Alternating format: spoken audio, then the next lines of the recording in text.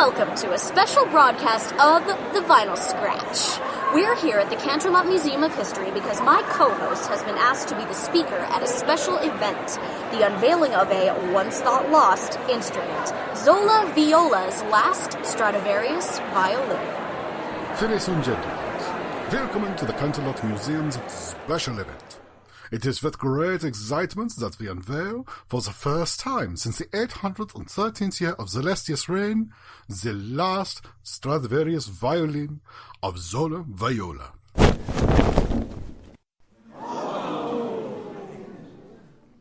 What? The Stradivarius? It is gone! Dude, bummer.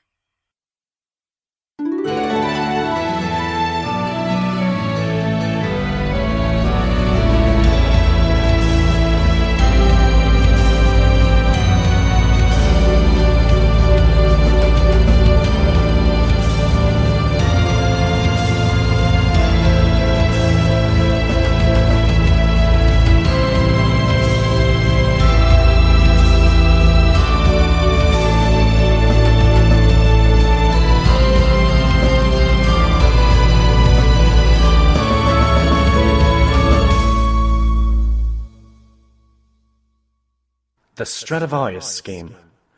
I had been living with Sherlock Hooves, perhaps the most enigmatic and utterly brilliant stallion I've ever known, for roughly 2 whole months.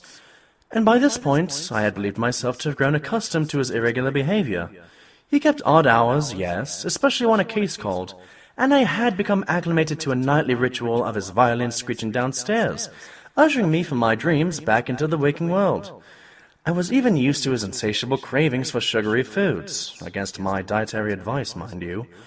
What I was still having trouble with were his experiments.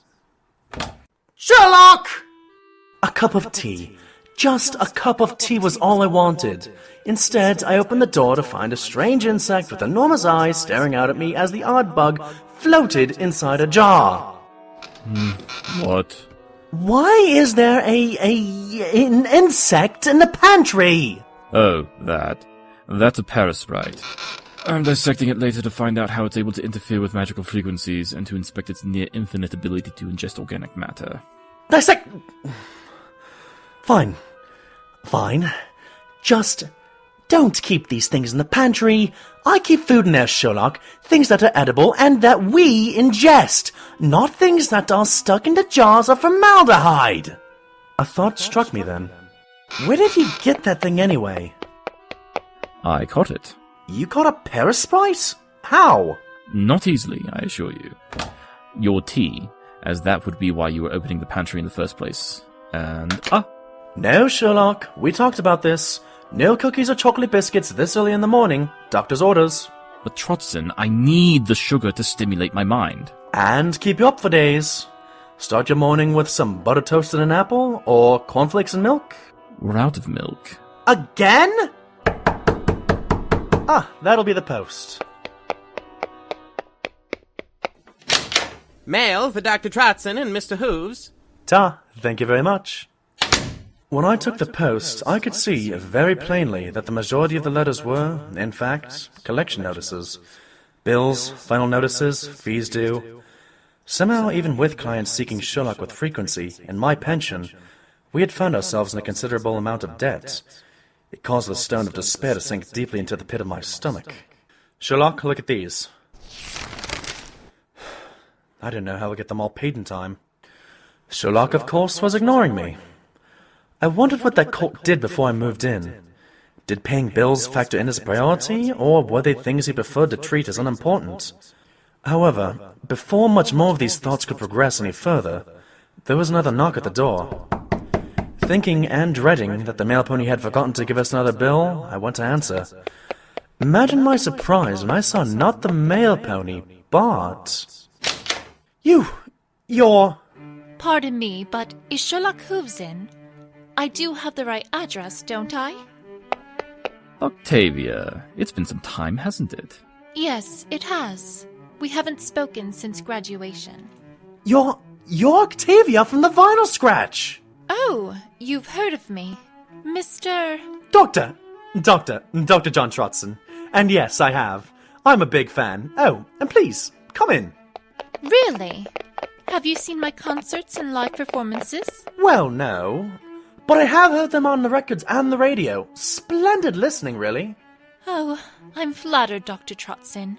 It is a pleasure to know that others enjoy the sonorous sounds of the cello as much as I. How do you know Sherlock, if I may ask? We attended Canterlot University together. We were both in the university orchestra, in the string section. Octavia found my playing to be an annoyance. Sherlock, that's a bit rude, isn't it? I didn't find it to be an annoyance, merely... She always went flat on the cello, and I would point it out to correct her. I was not flat! I also wasn't thrilled when you kept contradicting the conductor and told him that the compositions were incorrect. What's more, you chose to discard a career in the musical arts to pursue criminal science. A complete waste of talent, if you ask me. They were incorrect. Completely butchered variants of the original scores, and my choice in career is no concern of yours. But I take it you have not come to visit in the matters of music. You require my services as a detective, I presume. Well, yes and no. Not that you would care much if I had indeed come just for the sake of music. No, I do need your help with the matter involving an upcoming event at the Canterlot Museum. The musical arts wing is holding an event, and the instrument the event is dedicated to has been stolen. I need your help finding it. The re-unveiling is this evening, so we haven't much time. Re-unveiling? You mean you had one already? Yes. Yesterday, we had invited many well-known enthusiasts of the arts, and when the Stradivarius was revealed to be missing, the curator, Noten Flank, had to tell them that there was simply some mistake, and declared that the event would be rescheduled for tonight. Idiot. What does he hope that I can accomplish in a single day? Though the challenge would be interesting. Then, you'll help? Oh no, while the time constraint would make it a bit tempting, I'll agree. It's surely some mistake on Semponi's part. Lost violin or something. Good day, Octavia. But the museum needs your help! They're even prepared to pay an advance of 200 bits, and an extra 600 once you've solved the crime! 2? And then 6? That's 800 bits! Again, tempting, but He'll be happy to take the case. After all, he can't say no to an old classmate, especially some pony as lovely as you, Miss Octavia. Yes. Well, thank you.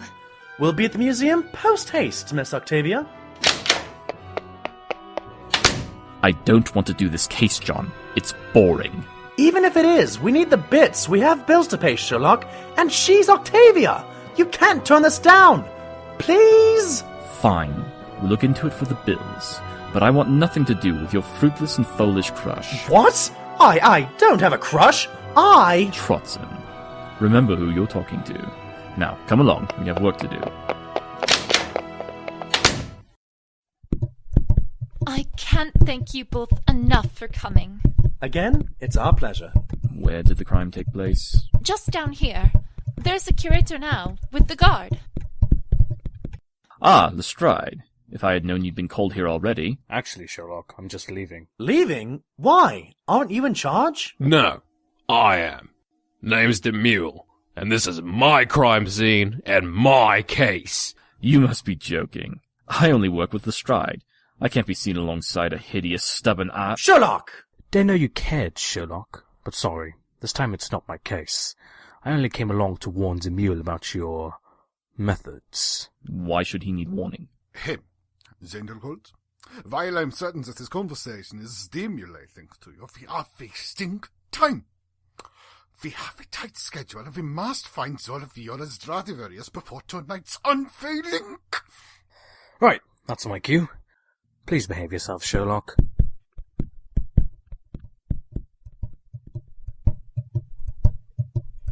Hey, Octi, anything happening yet? Not just yet, Vinyl. But we might be about to get to the bottom of this. Herr Nottenflank, meet Sherlock Hooves and his assistant, Dr. Troton. Sup?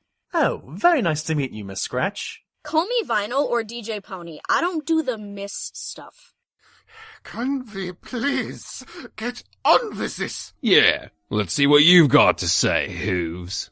I actually agree. Let's begin.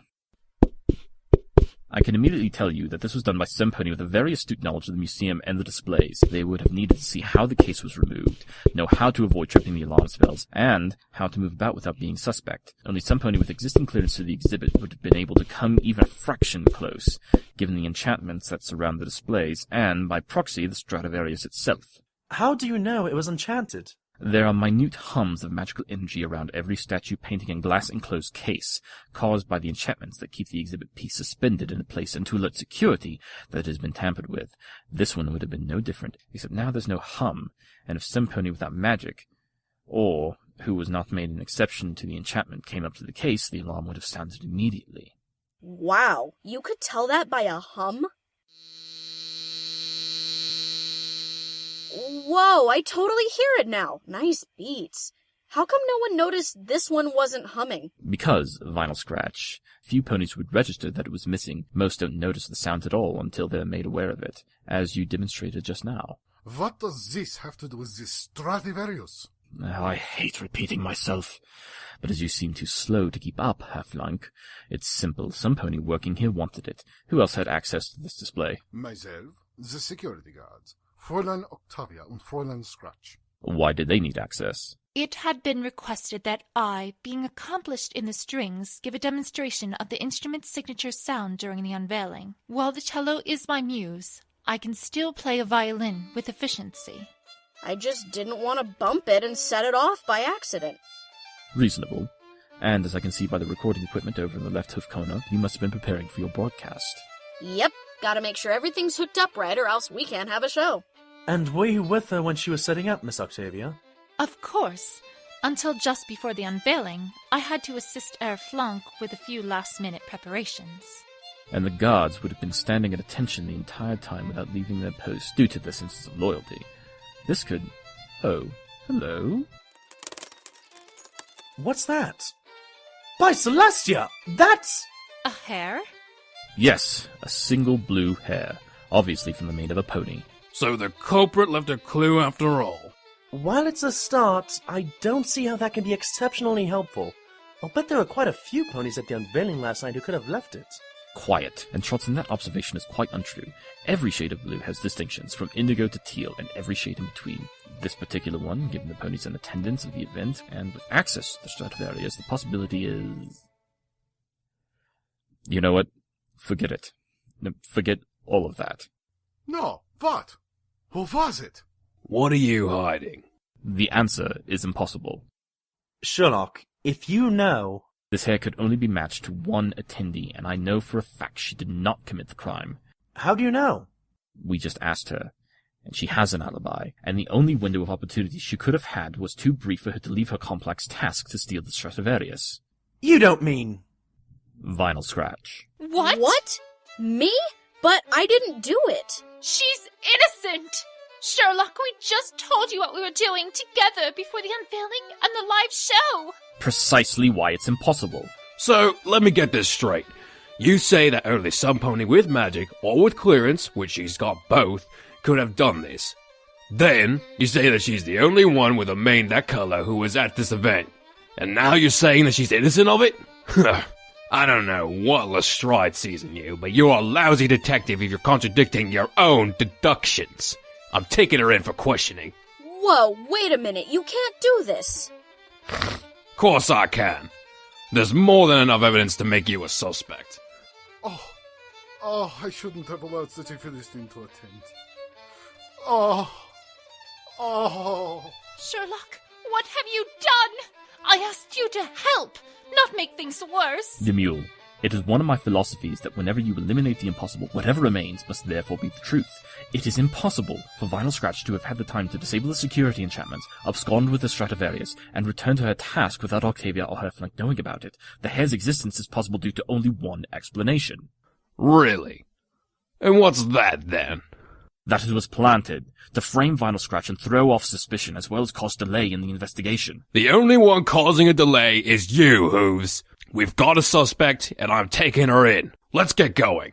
Dude, seriously, can I have any say in this? Say whatever you like. Anything you say will be held against you anyway. This was most certainly a conundrum. The only likely suspect was possibly being framed, but with no further proof as to her innocence but her word, that left precious little for us to do. And what was more, we still had the ever-looming time limit on our heads. I wondered how my friend could possibly prove Vinyl Scratch's innocence, find the real thief, and, on top of everything, retrieve the Stradivarius. Troton, come on. The game is a hoof. Right behind you. Wait! You two are not leaving me behind in this mess!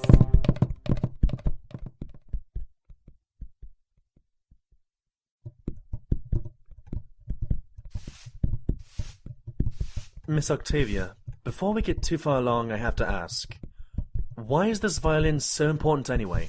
I am a music lover, don't misunderstand, but was this Zola Viola Symphony famous? Only one of the best composers in Equestria. Her music is one of a kind. She drew inspiration from the landscapes and countries of the world. Then she wrote her music to invoke their essence. Butterfly Fields in Spring, the Saddle Arabian Overture. She traveled the globe in search of new and unique places to capture with music. Sounds amazing, but what has it got to do with that violin? It isn't simply a violin. Like any machine, toy, brand of cookie, or even fashion piece, Troton, musical instruments are known by their makers. Violin makers are called luthiers, and Stradivarius violins are a unique type of violin constructed only by the luthier Stradivarius and a very select few of his descendants and apprentices. The style, quality, and make of a Stradivarius violin is second to none. Okay. So, Zola Viola owned one of these then? She owned 3, all of them hoof-made by Stradivarius himself. What was more, Zola Viola was the first zebra in Equestria to own so many of one luthier's specific type of violin. Wait, she was a zebra? And she owned 3 of them? What in Equestria for?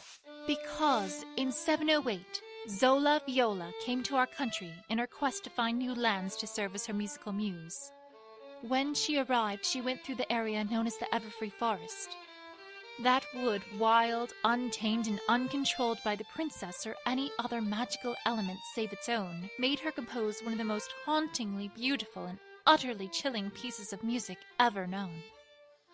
While in that forest, she also came upon a specific tree that seemed to make the natural sounds of the forest resonate more than any other type of wood. The Timberwolf's Bane Tree. The resonance within the tree's bark causes sounds within the forest to echo very loudly, causing an auditory hallucination that makes the forest seem larger. This resonance causes confusion in timberwolves, and thus it helps to keep them within the confines of the forest and away from the more docile lands surrounding it. In the year 810, Princess Celestia outlawed the cutting of these trees. However, 100 years prior, it was perfectly legal to cut them and harvest their wood for making of furniture, buildings, and of course musical instruments. No other instrument can replicate the sound that a Timberwolf's Bane instrument makes. And because she saw the value in that, Zola Viola commissioned Stradivarius to make 3 violins from the trees to include as the focal point of the composition inspired by the forest. Moonlight in Everfree. I hate to admit this, but I've never heard of that. Few ponies have. It's a difficult piece to play, not only for the fact that its beginning is rather foreboding and creepy, to use the vernacular, but it's because the integral instrument, the Timberwolf's Bane violin, is nearly non-existent now, and ordinary violins fail to capture the sound intended by the composer. Zola Viola's violins were the last intact Timberwolf's Bane violins. But in 813, a group of Pegasi lost control of a thunderstorm, and lightning struck Zola's home. Her grandchildren lived there at the time, and while they made it out safely, it was believed that her violins were lost. Until last month, when one of her descendants was returning to his ancestral homeland, he discovered an old trunk. In the trunk, among various old pieces of music and other flotsam, he found a violin case. The case itself was charred, but the violin inside, it was in perfect condition. A Timberwolf's Bane Stradivarius, untouched. He donated it to the museum, asking only that they treat the instrument with great care. And now it's been stolen. That's utterly tragic. Oof! I was so engrossed in Miss Octavia's explanation that I hadn't noticed the janitor. Our collision had caused her to drop her broom and her hat to fall from her head. Oh, I'm so terribly sorry, miss. Here, I believe this is yours. No, not to worry, sir. It was my fault. As the mayor turned to leave, I could have sworn I saw Sherlock looking at her as well, but he turned away and kept moving forward. Very interesting. What is it? Nothing. When Sherlock Hooves says nothing, it almost always means something. But before I can inquire further, Sherlock urged us along. I believe we've a few more ponies to talk to. If we were to prove Vinyl Scratch's innocence to the mule, we'll have to find out where every pony was. But you know already. I prefer to hear it from the horse's mouth, as they say. We'll start with the head of museum security.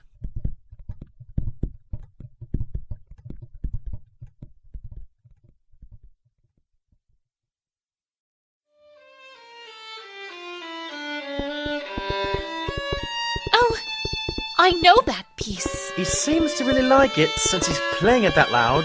Yes, but terribly inconvenient. Hello? Guard! Open this door!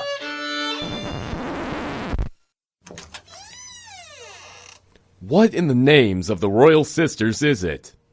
The stallion who opened the door wore the standard black security hat along with the vest. Sorry to interrupt, but we've come to ask a few questions about the last night's incident. My name is Sherlock Hooves, and this is my assistant. Friend? Dr. Troton. Ahem. Oh, yes, and... Octavia. I know you, miss. Come in. I don't mind if it's helping with the investigation. You two know the police? We're, following up for them.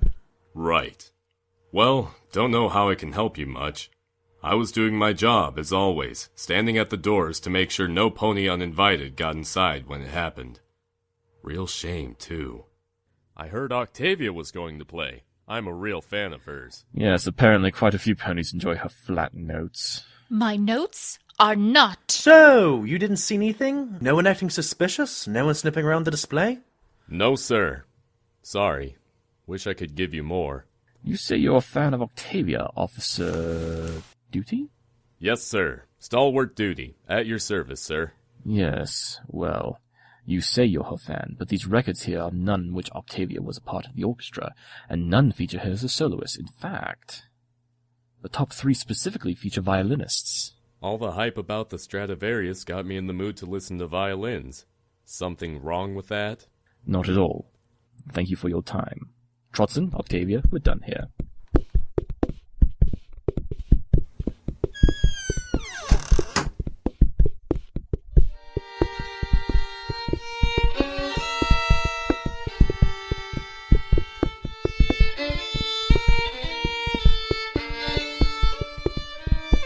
Well, that was a wasted trip. Oh, on the contrary, John, I believe we have a lead. A lead? How? When? Officer Duty, his music collection and his defensiveness over listening to them. The best way to cover up a lie is to mingle it with the truth. He is a music fan, but sorry, Octavia, he isn't a fan of the cello. He's a fan of the violin. His tidy office and the displays of the records next to his record player all indicate that he has the usual tendencies of a guard in security. However, his loyalty isn't to the museum or its exhibits. So you think he's the one who did it? Never formulate a theory, Troton, until you have all the data. Come along, one last stop. We need to talk to Herr Flank. If we are to find the Stradivarius in time, we'll need his full cooperation, as well as his word to have Vinyl Scratch released. For her sake, you'd better be onto something, Sherlock. Something that can help. Poor Vinyl. I hope she's all right. I'm sure your best friend's doing well, Miss Octavia. Just trust in Sherlock and me. We'll get Vinyl out. Ugh. You both had better. Troton! What? I know that your skills at deduction are not on par with my own, but don't you think you should be taking a hint? What, that Octavia's worried about her best friend and she wants to help her and make sure that this crime's solved? That's all obvious. She's such a sweet mare. I was worried she might be a bit standoffish, but she's been just a delight so far. Oh, just never mind. Hurry, we still have far too much to do and far too little time to do it in.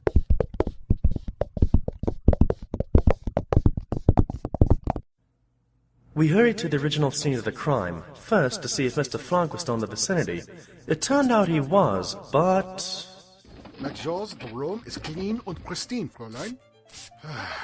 If we get the Stradivarius back tonight, everything must be perfect. Top to bottom. Whatever you say, Mr. Flank.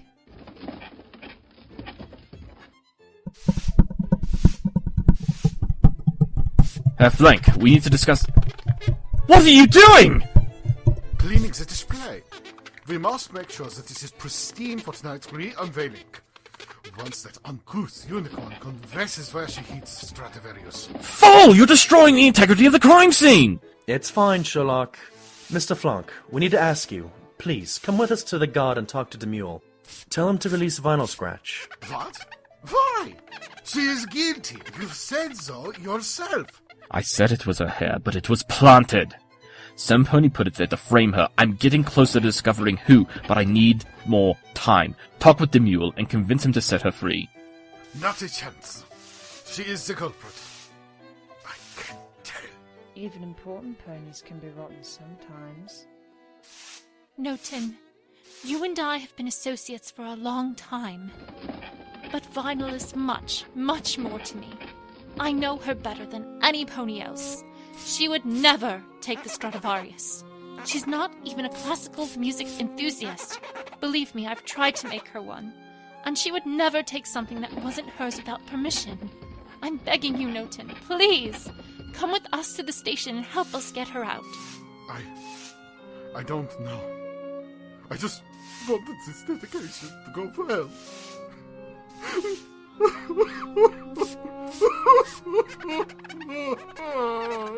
And I'm sure it will. But do you know that it isn't right for a pony to be locked away for something that they haven't done? We can't jump to conclusions just to have an answer. Well, I suppose.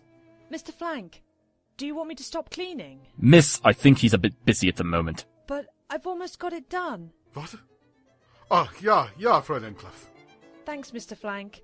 Let me go polish the D solos lower bout and the tailpiece, and I'll... Yeah, whatever. Hooves, I'll come with you. We'll see if Fräulein Scratch is indeed innocent then. We have so little time. Splendid! Sure thing, sir. Good luck on finding the Stradivarius. Finally! Hurry, to the Royal Guard.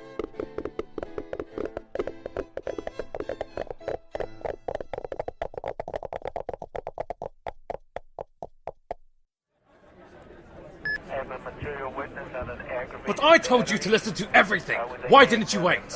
Because I know she's guilty, and I did listen. Your pet consultant gave me a clue, and I followed it. She's a rotten little thief.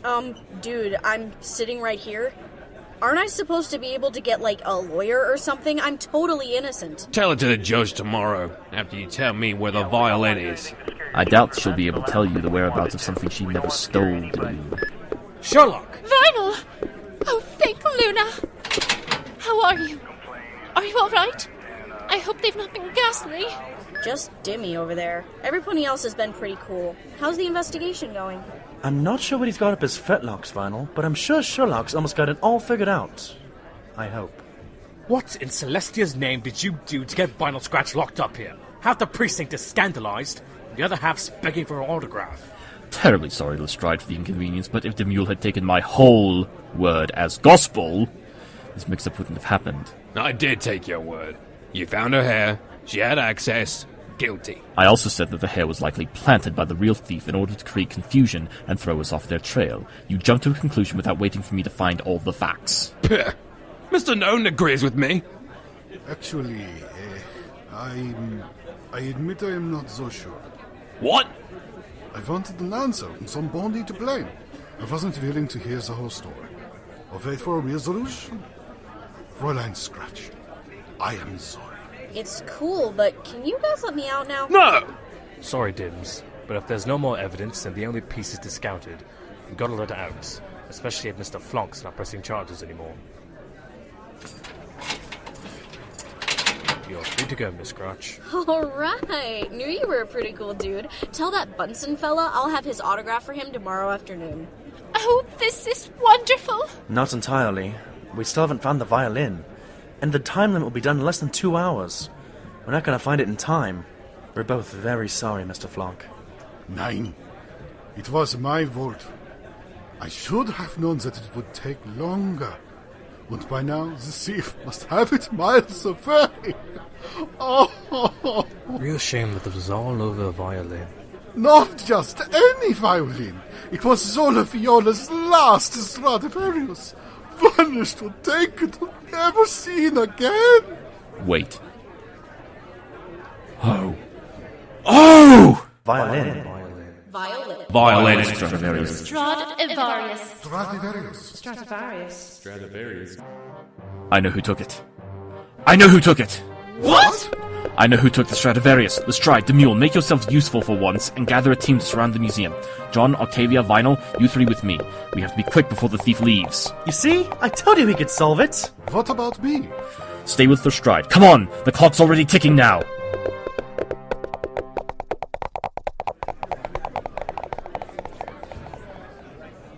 Well, you heard him. Come on, let's get on with this. But he just... I know, but we've got our lead. Let's get our backup teams going.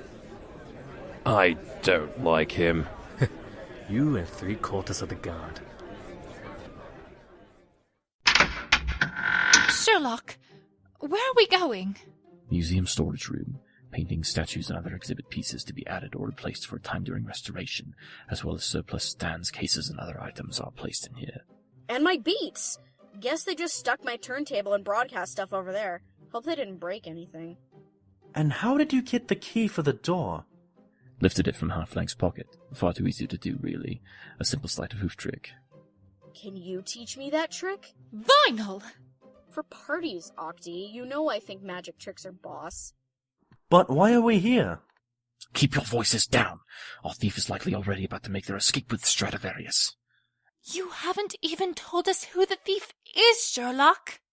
Is it nice for you all, not being me? How quiet your minds must be. Very well. I'll explain, since none of you have deduced it yet. From the beginning, it was obvious that this theft was an inside job, done by some pony with full knowledge of the museum, its security measures, and whom would be in attendance to the Stradivarius' unveiling and dedication. This pony was also clever enough to use the confusion of preparations to cover up any of their actions, and would have a way into the exhibit room. Right. So who was it? Patience, John, all in good time. You see, the culprit would have needed a way to take one of Vinyl's hairs and plant it as false evidence, but also have a means in and out of the room. However, it would have been impossible for the thief to take the Stradivarius from the exhibit when the guests and the curator were all in the room, who has access when no one else does to any room in the museum. The guards? So it was stalwart duty! Half right, Dr. Troton. Half? But... Sherlock! Look out! Those vases are from the early Goaxia dynasty. Show a little respect. Sorry, but I'm not going to let you stop her. Go on, Treb. Get out. That was the janitor! Quickly, behind the sarcophagi. Right. Explain. Why's the janitor got the violin? No time now. She's getting away. Right. Nothing for it. Tally-ho!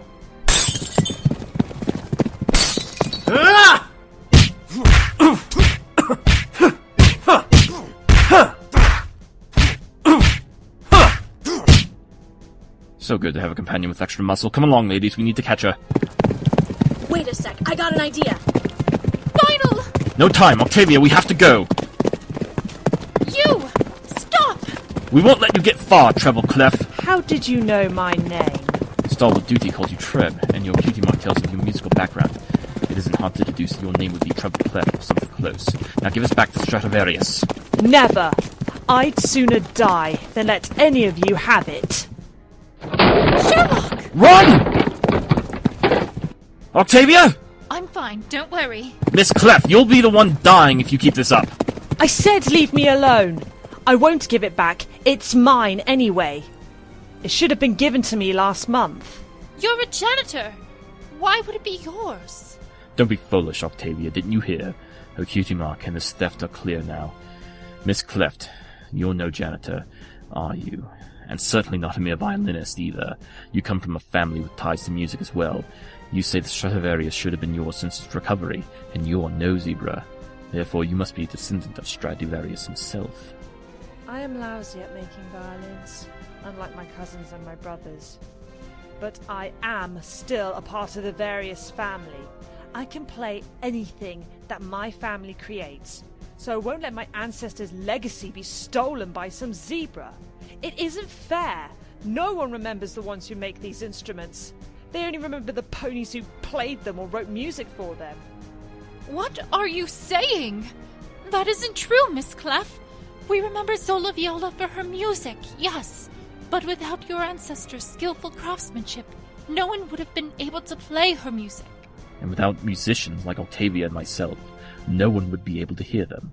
Their gifts together, hers of composition and his for carving and creating beautiful instruments, were able to make the most memorable pieces of music in history. That's the truth of all composers, luthiers, and musicians. Please, Miss Clef, why else would he call it by his name? Very kind words, Octavia. Especially since every pony's going to remember you more than the poor pony who made your cello. Musicians and composers, they get all the glory. I'm taking my family's pride from here to place it where it'll be properly appreciated. Go out there and you'll be surrounded by the Royal Guard, ready to lock you away, Miss Clef. If you stop now and give us Stradivarius, I may be able to talk them into giving you a lesser charge due to your family's connection with the instrument. You're lying. I'm not. It's terribly ironic that you used your position as a janitor, one of the most overlooked members of any staff, to steal the Stradivarius, yet you hate being ignored. I'll offer once more, return the violin, and I assure you, neither your family or you will be forgotten. If I steal it, I'll be remembered anyway. So why should I take your offer? Stars, where are you? He's right here. Your court friend's a good fighter, but I've been in the Royal Army. Stars! Fillies and gentle colts, here come the Whooves. What is this? What's happening?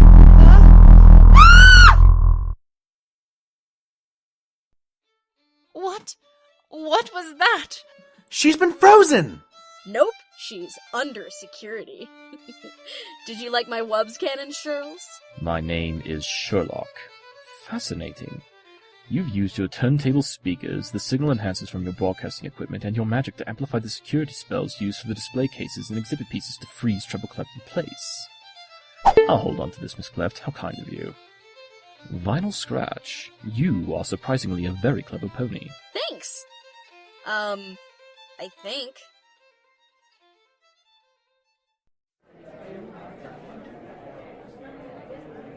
Well, we made it in time. The violin's back in place, and Miss Treble Cleft's with Lestrade now. Thank you for stating the obvious, Troton. I'm glad that the case is solved. It was a real challenge, that deadline in trying to find the culprit. And, actually, I'm proud of you, Sherlock. You chose to get Vinyl out first before you went after Miss Clef. Don't confuse my choice for kindness or altruism, John. If I hadn't seen to her release first, Octavia would have hounded me the entire time and nothing would have been accomplished. Also, her Whooves cannon was very practical. Whatever you say. If only the price of the broken vases and other inventory pieces weren't taken from our fee for the case. The bills will get paid in one way or another, Troton. Don't fret. Easy for you to say. You're not the one who usually has to talk to the collectors. Whooves, I want to thank you for all of your help. Without you, this would have been a disaster. I did it for the puzzle and the challenge, Half-Long. And for the good of the arts, of course. But Whooves, you must tell me how you uncovered that Fräulein Clef was the thief. I'm curious about that as well. How did you know? You have to tell us at some point, Sherlock. Very well, I'll explain, since not every pony is apparently able to make such simple deductions. I suspected from the moment that Treble Cleft bumped into Dr. Troton that she was not merely a simple janitor. Her cutie mark was that of a violin crossed with its bow. Were her primary talent cleaning, it might have been a broom or a mop. Given the cutie mark's discrepancy, it was only natural to assume that she was either a violinist or part of a luthier family. What solidified her connection was that she called the instrument a Stradivarius, and not a violin, just as Octavia, Half-Long, and I did. A simple, uncultured pony without a musical background would have only called it a violin, just as Troton, Lestrade, and the old mule did. Hey, I'm cultured. You know I love music and paintings. But you are more appreciative of the visual arts than the musical, Troton. My point stands. Anyway, Miss Clef confirmed all of these facts by naming the parts of the solo violin she intended to clean, and again when she admitted her family's connection in the storage room. However, her disdain for being ignored must have been negated by her need for employment, as she seemed to know the museum exceptionally well and did a very thorough job cleaning each room. Because of her position, one that is naturally forgotten or ignored by patrons and staff unless necessary, she had ample opportunity to slip into the exhibit under pretense of tidying up in order to take the Stradivarius. Her job also gave her the ideal place to hide it until she could make her escape, her cleaning cart in the storage room. That's amazing! You realize you say that out loud, don't you? But what about the hair? And why was Duty helping her? Ponies lose their mane and tail hairs all the time through brushing, washing, and daily activities. It would have been simple for Treble Clef to sweep one up and place it in the display area to be found. With the investigation and the blame centered on Vinyl Scratch, no pony would have been looking at Miss Cleft while she made away with Stradivarius. As for Duty's involvement, Octavia, you should have pieced that together from his obsessive love of music, the particular focus on the violin, his use for a pet name for Treble Clef, and the fact that he, too, called the instrument a Stradivarius. Even Troton can deduce that. They were a couple. Precisely. And who better to be both an accomplice, lookout, and convenient muscle than one's own cult friend? But they didn't count on a retired army captain to be there to take him on. On that note, I want to thank you as well, Sherlock.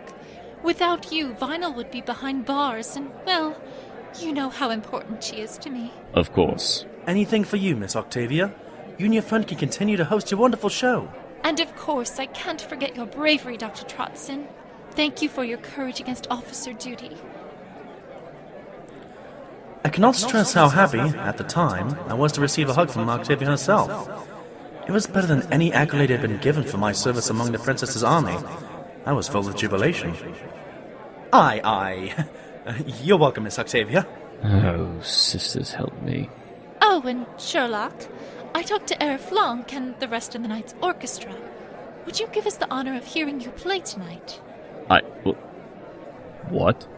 To thank you for your hard work and dedication, we want you to play the solo on the Stradivarius for Moonlight in Everfree. The piece that the Stradivarius was made for? That's fantastic! But I haven't played for a full audience in years. I'm sure that after catching a thief in a thrilling chase, playing a world-famous instrument would be nothing for some pony like you.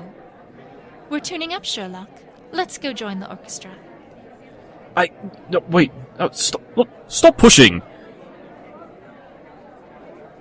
I can't believe it. I hope that his performance will be better than the 3 a.m. sonatas I get. I most wholeheartedly agree. Oh, sorry, madam. Didn't see you there. Do you know Sherlock, then? He doesn't mention his acquaintances often, if at all. You could say that. He's actually quite the accomplished violinist.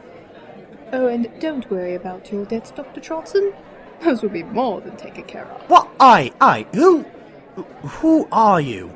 How is mine and my friend's financial affairs any of your business? Shush. It's beginning. But shh.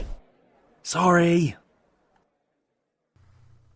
Ladies and gentlemen, we are here tonight to unveil, again, the last Timberwolfsbane Stradivarius of Zola Viola.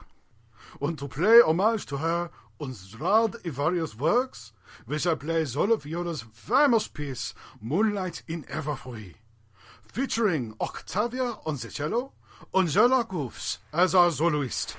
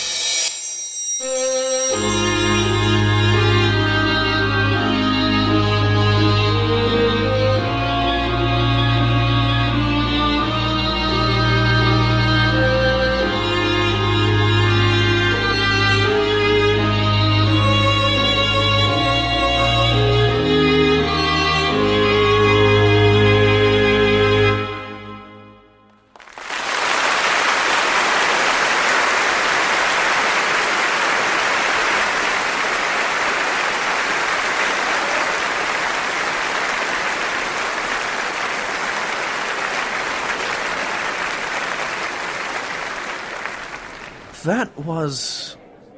I had no idea he could play like that. He is full of surprises, isn't he, Doctor? And that's our broadcast tonight, every pony. Tune in tomorrow when I talk about my day in the Slammer, my new patented Whooves cannon, and we try to bug a few of Her Majesty's finest about their favorite mixes. See you next time. Thanks, Celestia, that's over. Let's go, Troton. Oh, of course, Sherlock. But first, who is... Wait, she's gone. Where'd she go? What are you talking about? Already on to the next mare, John? What? No! There was... And she... Never mind. Let's just go home. Ah, before I forget, these are a gift from Octavia and Vinyl. As further gratitude for our services, they've invited us to attend one of Octavia's concerts. I've had enough of her flat notes for a lifetime. You can have both, and enjoy the dinner afterwards. You mean... I'm going to see one of Octavia's concerts? For free? And then go on a dinner date? This is the best day of my life! Whatever you wish to think it is, Troton. Well, that was certainly a notable adventure, wasn't it? It had a harmony of its own, I suppose. Before we go too far with these musical puns, Troton, let's get on with these end credits. Right, you've been listening to The Adventures of Sherlock Hooves, the Stradivarius Scheme, with Shirley as the voice of Sherlock Hooves. The episode also featured Jester Dirama as Dr. John Troton, City Mike as Inspector Lestrade, with Hrothgar's Knot-and-Flonk, Swedley as Stalwart Duty, Metal Panda as Treble Cleft, Sonic Curring 123 Dubs as Demule, and the Fangirl as the Strange Pony. Troton, who is... introducing the Living Couch, and guest starring Hannah Kay as Vinyl Scratch, and Princess Rill as Octavia. Let's see how you like being interrupted. The Stradivarius scheme was written by the Fangirl and Codemaster C. Moonlight Never Free was composed and made by Ordon Rift. With sound editing by Jinga, Trademark, Lightning Blast, and Sonic Curring 123 Dubs. Original artwork by Quarter Awesome and Puppy Doctor. This has been a Not My Division production in collaboration with Pony in a Box Productions and the Midnight Magic Pro of the Vinyl Scratch tapes. My Little Pony Friendship is Magic is copyright of Hasbro, and The Adventures of Sherlock Holmes credited to Sir Arthur Conan Doyle and the Doyle Foundation. Thank you for joining us in this special crossing. See you next episode.